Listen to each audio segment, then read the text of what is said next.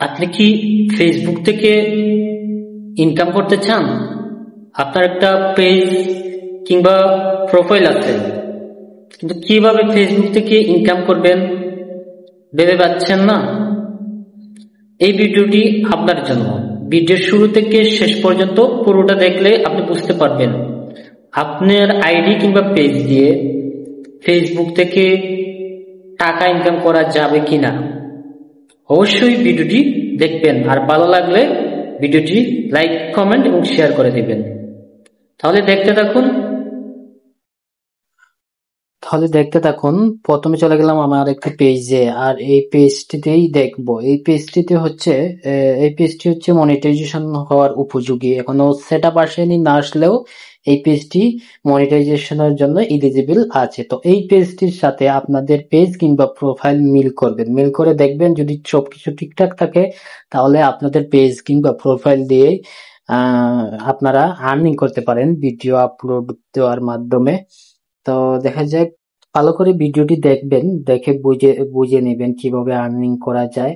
প্রথমে আমরা এখানে দেখবো সি ড্যাশবোর্ড। আপনারা এখানে প্রফেশনাল ড্যাশবোর্ড লেখা থাকতে পারে, এখানে ক্লিক করে ঢুকবেন। এখানে ঢোকার পরে এখানে দেখবেন রিচ, নেট ফলোয়ার, এরপরে এখানে কত সেকেন্ড ভিউজ দেখা হয়েছে, আর্নিং, স্টার আর্নিং, শো, এগুলো এখানে শো করবে।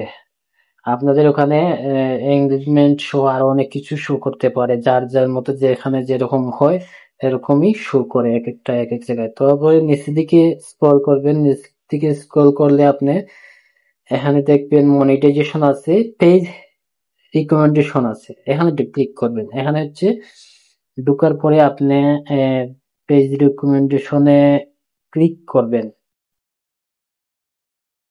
ক্লিক করার পর এখানে দেখবেন কিছু নিয়ম নীতি আছে ফেসবুকের, কিভাবে আপনি ফেসবুক ইউজ করবেন, কিভাবে ইউজ করলে সমস্যা হবে, কিভাবে ইউজ করলে সমস্যা হবে না, কিভাবে মনিটাইজেশন পলিসি আসতে পারে, কিভাবে আসবে না, এই রুলস গুলো কিন্তু এখানে দেওয়া আছে।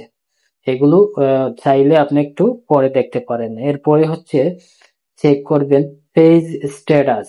পেজ স্ট্যাটাস ক্লিক করে আপনি এখানে ঢুকবেন। এখানে ঢোকার পর আপনি এখান থেকে চেক করবেন, দেখবেন আপনার উপরে আপনার নামের ছবির সাথে, প্রোফাইল ছবির সাথে আছে গ্রিন চিহ্ন, টিক চিহ্ন।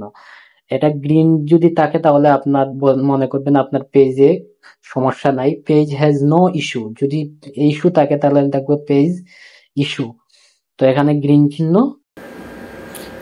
এরপরে নিচের দিকে স্ক্রল করে পেজ ইজ রিকমেন্ডেবল। আপনার এখানে যদি পেজ রিকমেন্ডেবল থাকে তাহলে রিকমেন্ডেবল দেখাবে, আর যদি না থাকে তাহলে পেজ ইজ নট রিকমেন্ডেবল দেখাবে।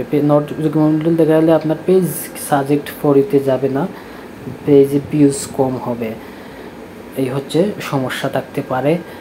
এরপরে এখানে দেখবেন এলিজিবল টু মনিটাইজেশন, ঠিক আছে।